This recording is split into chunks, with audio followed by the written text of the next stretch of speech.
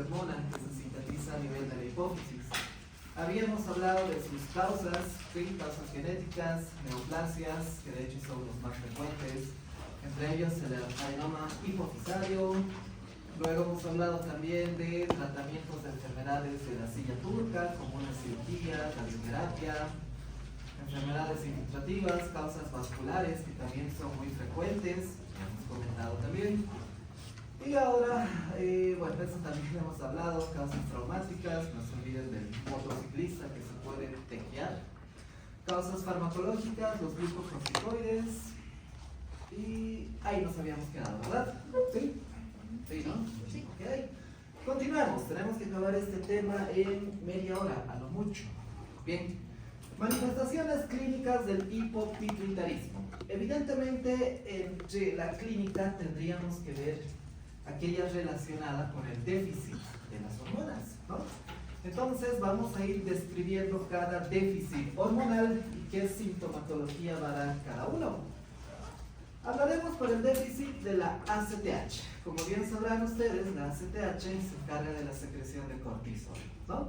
Entonces todos estos síntomas son derivados del déficit de cortisol, podríamos decir, ¿ok? ¿Qué pasa cuando a alguien le falta el cortisol?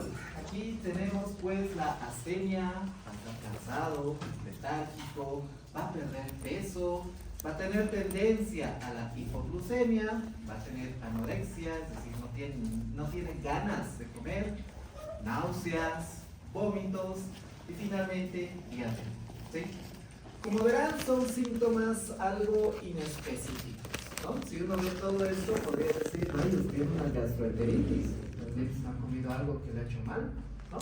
Pero en realidad, si observamos todo este conjunto de síntomas, sí podría deberse a un déficit de ACTH. Obviamente, relacionándolo también con otra clínica que tiene que ver con el déficit de las otras hormonas que vamos a ver enseguida, ¿ok?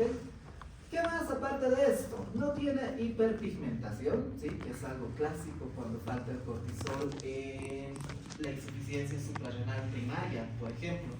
Cuando hablamos de déficit de cortisol, queridos jóvenes, puede haber dos causas. Cuando se afecta la glándula suprarrenal directamente, que es otro tema que no vamos a tocar, o cuando se afecta la hipófisis, que sería este caso, ¿no?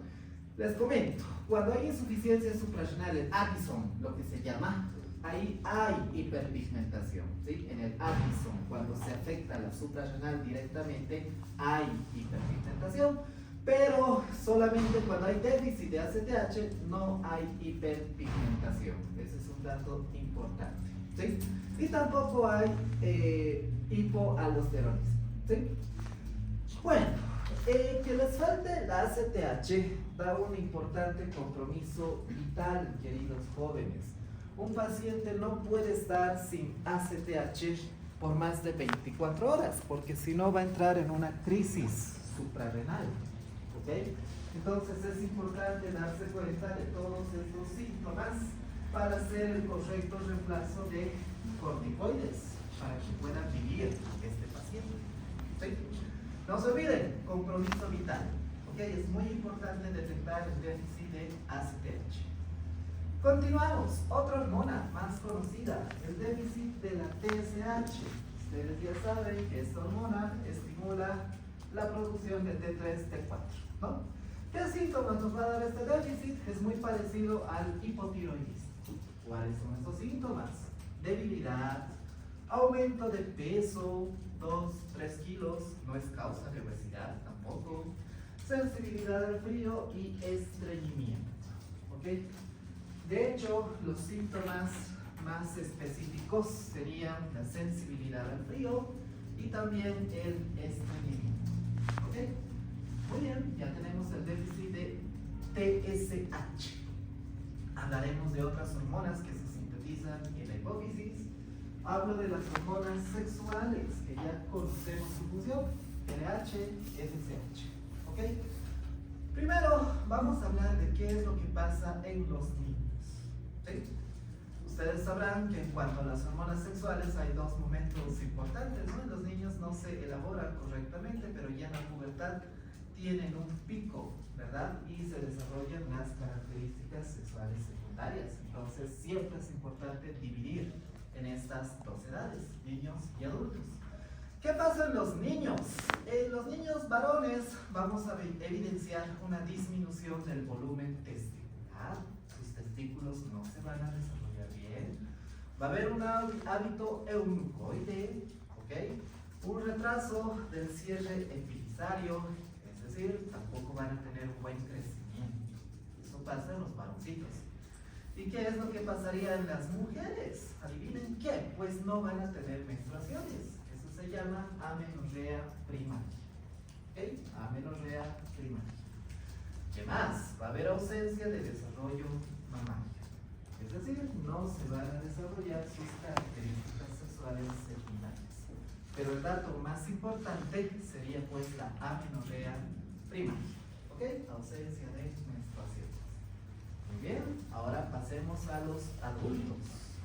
¿Qué pasaría si alguien tiene déficit de hormonas sexuales a los 18, 20 años aproximadamente?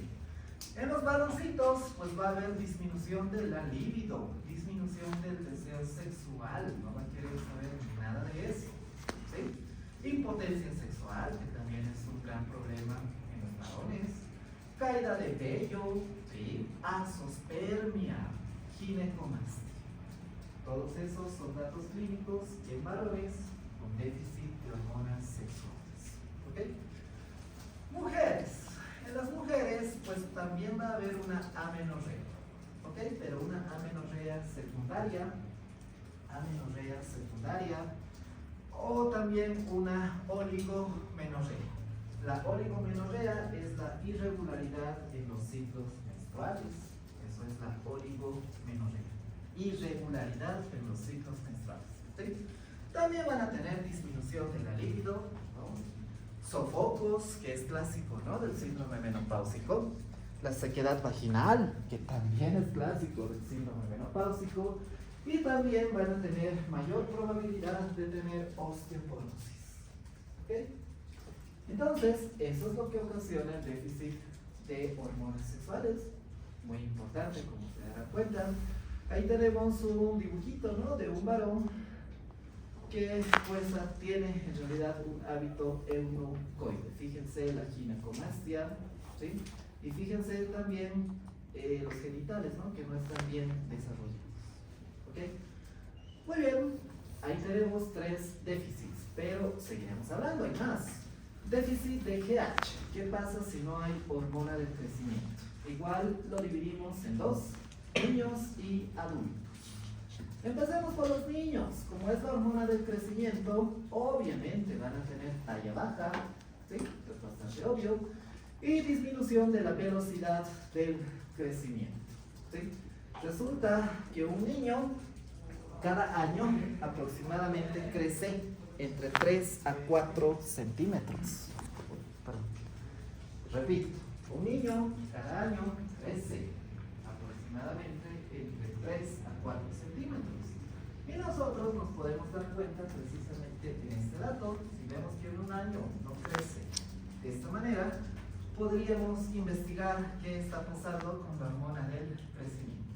¿Ok? En adultos, ¿qué pasa cuando falta la GH?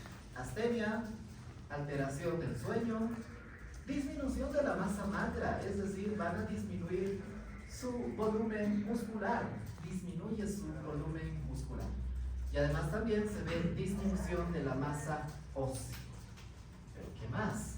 Aumento de la masa grasa. Estos pacientes tienden a acumular más tejido adiposo, ¿sí?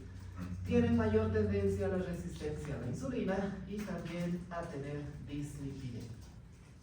Como verán, si bien en los niños afecta el crecimiento, en los adultos ya no es el caso, ¿no? Porque ya tienen su crecimiento completado, pero afecta a otras esferas. Principalmente disminuye el músculo, disminuye la masa ósea y aumenta el tejido adiposo, ¿sí? Esa es la manera en la que afecta la hormona del crecimiento en los adultos. Continuemos. Prolactina. El déficit de prolactina lo que ocasiona simplemente es incapacidad para la lactancia y nada más que eso, ¿sí? Incapacidad para la lactancia. Sencillo. Continuamos. Bien, lo que les he comentado es la clínica derivada del déficit hormonal. Por eso hemos hablado de cada hormona en específico. Pero hay una clínica relacionada con el efecto de masa, principalmente en el hipopituitarismo causado por neoplasias. ¿Sí? Cuando hay una neoplasia que es la que está ocasionando el hipopituitarismo, vamos a ver esta sintomatología. ¿Sí? Lo primero, hiperprolactinemia. ¿Ok? Cualquier neoplasia que esté en la hipófisis va a causar hiperprolactinemia. ¿Por qué? Se preguntarán ustedes, ¿acaso esta neoplasia produce prolactina o qué está pasando, doctor? ¿Por qué hay hiperprolactinemia? La razón es sencilla y de hecho era una pregunta en su tarea. ¿Ok? Cuando hay una neoplasia, esta neoplasia interrumpe el tallo hipofisario. ¿Sí? Interrumpe el tallo hipofisario. Invade el tallo hipofisario. Al invadir este tallo, lo que pasa es lo siguiente. Resulta que hay una hormona, una amina, que se llama dopamina. Esta dopamina viene desde el hipotálamo hasta la hipófisis y su función principal es inhibir a la prolactina. ¿Sí? Esa es su función. Pero ¿qué pasa si se interrumpe su conexión con el tallo hipofisario? Esta dopamina nunca va a llegar a la hipófisis y no va a poder inhibir a la prolactina. Entonces la prolactina no va a tener quien le ponga freno y va a aumentar sus valores. ¿Ok? Esa es la causa de la hiperprolactinemia, lo que comúnmente se conoce como efecto de tallo. Efecto de tallo. ¿Ok? Ese es el efecto de tallo. ¿Qué pasa cuando hay hiperprolactinemia? Eso es lo que dice en esta diapositiva. Amenorrea, la mujer no va a menstruar, galactorrea, ese término ya lo conocen, pero es una galactorrea bilateral. ¿Ok? Sospechen en aumento de la prolactina siempre y cuando la galactorrea sea bilateral. Si es unilateral, es mejor investigar alguna causa mamaria. ¿Ok? Hacer una ecografía de la mama que esté afectada o posiblemente una mamografía. ¿Sí? Bien, amenorrea, galactorrea. ¿Qué más? En el caso del varoncito, disfunción eréctil. La hiperprolactinemia en el varón da disfunción eréctil. ¿Ok? ¿Qué más? ¿Cuáles son otros efectos de masa? Aparte de la hiperprolactinemia, hay cefaleas, dolor de cabeza. Ustedes conocen pues un sinfín de cefaleas, pero esta cefalea típicamente es retroorbital. ¿Sí? Es una cefalea retroorbital. ¿Qué más? Datos de hipertensión intracraneal cuando el tumor es bastante grande, solo en estos casos. Hipertensión intracraneal cuando el tumor es gigante, grande. Compresión de la vía óptica también es muy importante. Recuerden ustedes que encima de la hipófisis se relacionaba con el quiasma óptico, ¿no? Quiasma óptico. Entonces, al invadir, al estar en contacto con el quiasma óptico, puede dar una hemianopsia bitemporal. Hemianopsia bitemporal. ¿Ok? ¿Qué más? Disfunción de los nervios craneales. ¿Cuáles son estos nervios craneales que están cerca de la hipófisis? Ahí dice, el tercer par craneal, el cuarto y el sexto par craneal. ¿Sí? También puede haber una afectación vascular, principalmente por su relación con el seno cavernoso y con la arteria carótida. ¿Ok? ¿Qué más? Por último, signos de irritación meningia. ¿Sí? Entonces, signos de irritación meningia, como cuáles, pues el de Brudzinski o el de Kerning, ¿no? Que deben estar frescos de eso también. Signos de Brudzinski, signos de Kerning. Brudzinski, Kerning. Bien, ¿qué dice esta imagen de aquí? Es precisamente lo que les decía, el efecto de tallo. Este efecto de tallo se da cuando se interrumpe el tallo hipofisario, ¿no? Imagínense que este redondo es el tumor, es la neoplasia. Esta neoplasia llega hacia arriba y está interrumpiendo al tallo hipofisario. La dopamina no va a llegar a la glándula hipófisis y por lo tanto la prolactina aumenta. ¿Ok? Bueno, aquí tenemos a alguien con dolor de cabeza y lo que quiere representar esta imagen es una cefalea retroorbital. Y aquí en esta otra imagen vemos lo que es una hemianopsia bitemporal. ¿Ok? Están avanzado en oftalmo. Bueno, recién llevan oftalmo, ¿no? Sí. Bueno, van a tocar esto, yo sé. Bueno, ¿cómo se representa la hemianopsia bitemporal? Es tal como dice su nombre, los defectos son bitemporales, hacia los costados, si ustedes quieren. Es decir, el paciente no va a poder ver, no va a estar afectado el campo visual de los costados, en palabras sencillas. Todo lo que está negro, el paciente no va a tener visión. Esa es la hemianopsia bitemporal, que es típica de los adenomas hipofisales. ¿Sí? Si alguien tiene hemianopsia bitemporal, es un 90% probable que sea un adenoma hipofisal, ¿sí? Un tumor en la glándula hipófisis. Otras manifestaciones, ya hemos visto el déficit de hormonas, efectos de masa, pero ¿qué más podemos encontrar? Cuando hay afectación del hipotálamo, cuando se afecta el hipotálamo, podemos encontrar alteración del control del apetito. ¿Sí? En el hipotálamo, queridos jóvenes, se encuentra el centro de la saciedad. ¿Ok? Y si se afecta el centro de la saciedad, adivinen qué, el paciente va a tener apetito. Y esa es una causa secundaria de obesidad. ¿Sí? No es de las más frecuentes, pero si hay algo que está afectando al hipotálamo y es obeso, sí, podríamos pensar que posiblemente haya un tumor que se está expandiendo hasta el hipotálamo. ¿Sí? Pero no solamente va a haber obesidad, también vamos a ver una alteración de la temperatura y una alteración del ciclo sueño-vigilia. ¿Sí? Entonces, si tiene estos tres, muy probable hay un tumor que se está expandiendo al hipotálamo. Perfecto. ¿Qué más? Diabetes insípida. ¿Saben qué es la diabetes insípida? Diabetes, la palabra diabetes es sinónimo de orinar mucho. ¿Sí? Relacionen de esa manera. Diabetes, orinar mucho. ¿Sí? Insípida quiere decir que no tiene sabor, obviamente. A diferencia de la diabetes mellitus. En la diabetes mellitus también se orina mucho, pero esa orina tiene sabor, ¿no? Es como la miel. De hecho, antes nuestros ancestros pues probaban, ¿no? Esa orina, y si era dulce, posiblemente era diabetes. Qué feo, ¿no?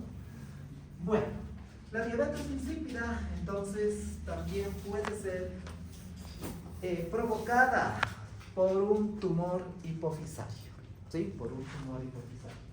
De hecho, en su tarea decía, ¿no? ¿Cuál es la causa de diabetes insípida? Y ahí me han nombrado varios tumores, seguramente. Craniofaringioma, meningioma, o un tumor no funcionante. ¿Sí? Bueno, ¿qué más? Alteración del comportamiento, sí, y epilepsia. Cuando alguien está medio psicótico, medio loquito, inmediatamente se ponen a averiguar qué hay en el cerebro, ¿no? Le piden una tomografía, resonancia magnética, y se encuentran un tumor cerca al hipotálamo, podría ser la causa de este tumor, ¿sí? De la alteración en el comportamiento, principalmente, e incluso de epilepsia, ¿sí? Muy bien, ¿qué más? Diabetes insípida. Hablaremos un poquito sobre la diabetes insípida. Si bien es otro tema, les voy a dar ya la introducción desde ahora. La diabetes insípida se define como una poliuria, ¿sí? Les he dicho que orina mucho, hipotónica, ¿sí? Hipotónica. ¿Qué es la poliuria? Muchos se preguntan eso, ya sabemos, no es orinar mucho, pero nosotros como médicos tenemos que tener un valor, cuánto orina para llegar al rango de poliuria. Ya hay distintos libros que manejan distintos valores, pero el que más me gusta a mí manejar es este. Diuresis mayor a 3 litros en 24 horas. Si alguien orina así, viene poliuria y hay que investigar cuál es la razón.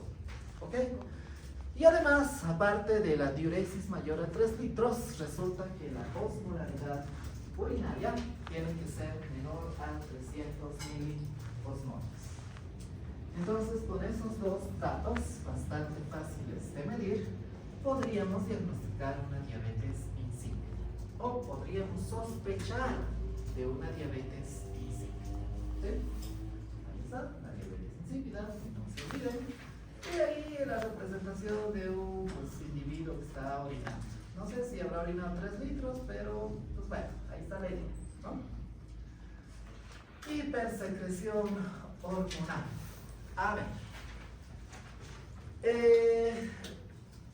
El prolactinoma, cuando hay un prolactinoma, si bien secreta prolactina, como dice su nombre, resulta que al elaborar exceso de prolactina, produce un déficit de gonadotropinas. Es decir, si hay prolactina elevada, ¿quiénes van a bajar? La LH y la FSH. ¿Sí? Entonces, el prolactinoma puede ser una causa también de déficit hormonal. ¿Pero de quiénes? De las gonadotropinas, LH, FSH. Cuando hay una enfermedad de Cushing, es decir, el exceso de ACTH, si bien hay exceso de ACTH, hay un déficit de la hormona del crecimiento. ¿Sí? Entonces, en estas dos enfermedades en específico, puede haber también déficit de otras hormonas, ¿no? Ya les comentaba, gonadotropinas y hormona del crecimiento, en el otro caso. ¿Bien? Ok, hemos desarrollado toda la clínica, queridos jóvenes. Lo hemos dividido en 3 partes: déficit hormonal, efecto de masa y otras manifestaciones. Hablaremos del diagnóstico. Esta es una de las partes más complicadas para mi gusto. ¿Okay? Para el diagnóstico hay que identificar el déficit hormonal. ¿Okay? Hay que medir las hormonas, cada una de las hormonas que se elaboran en la hipófisis. Estas mediciones obviamente son mediante sangre, ¿sí? Estudios de sangre. Podemos medir las hormonas de manera basal, es decir, en ayunas, si ustedes quieren, o mediante test dinámicos.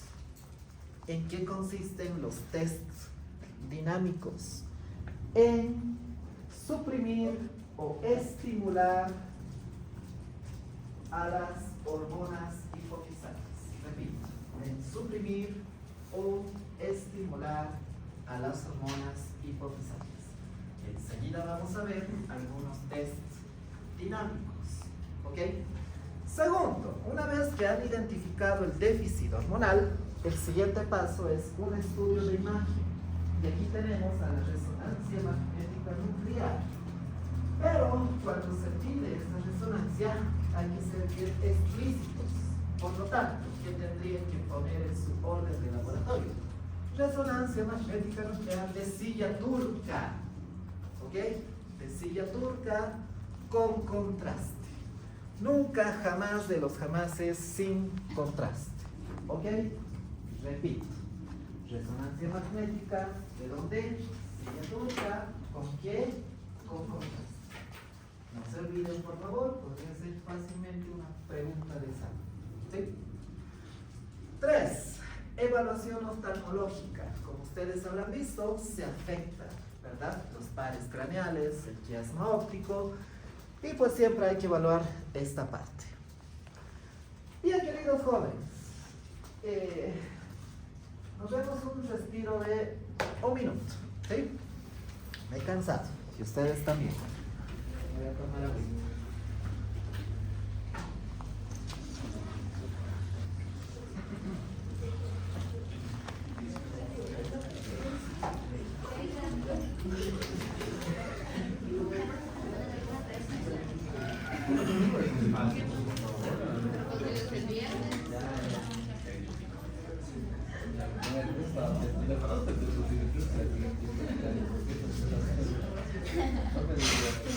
Se lo promete que me voy a